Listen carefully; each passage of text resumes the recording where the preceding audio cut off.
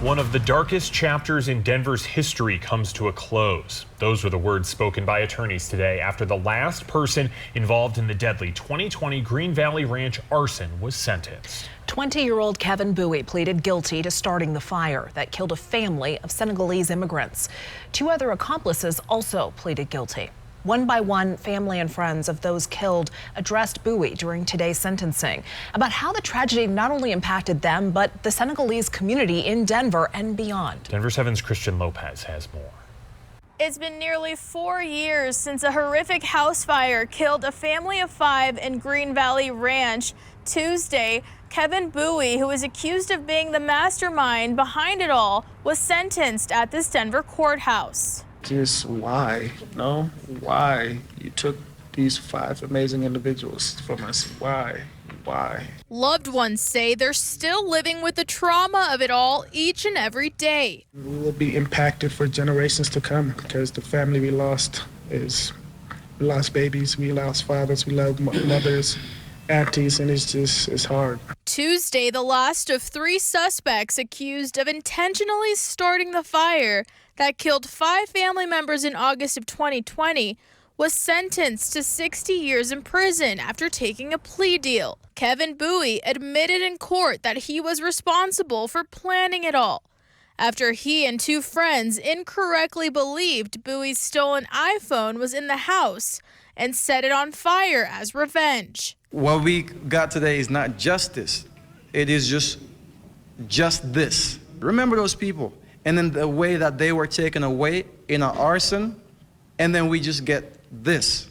60 years, which he's not even going to serve fully. The family says, although it's not the sentencing they'd hoped for, it gets them one step closer to closure. That's not enough, and that will always burn my head.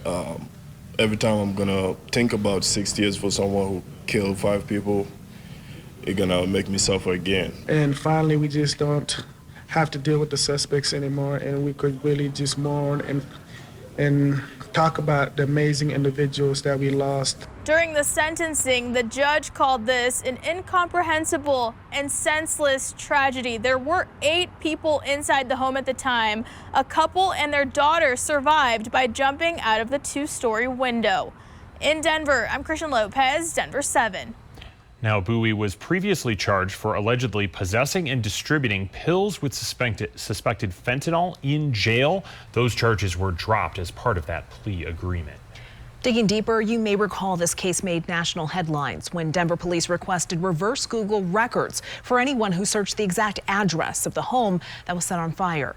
The digital dragnet is commonly called a reverse keyword search. Ultimately, that reverse search helped police track down 3 suspects, Kevin Bowie, Gavin Seymour, and Dylan Siebert. The case went all the way to the Colorado Supreme Court after the defense argued the search violated the defendant's protections from unreasonable searches and seizures. The courts ruled in favor of police, but experts are at odds about whether this holds up in future cases. The question is, when you type a search query into Google, or if you look for an address, is it reasonable for you to assume that that will be private? Yes. And I think most people on their common sense would say absolutely. Do we have a reasonable expectation for privacy on what we Google? Yes. I mean, we're on the internet. Yes. Is it private? Yeah. And I don't think so. The court said this ruling is not the final word. In 2023, the court said in part, quote, "We make no broad proclamation about the propriety of reverse keyword warrants," adding, "Our findings of good faith today neither condones nor condemns all such warrants in the future." If dystopian problems emerge, as some fear, the courts stand ready to hear arguments regarding how we should rein in law enforcement's use of rapidly advancing technology, end quote.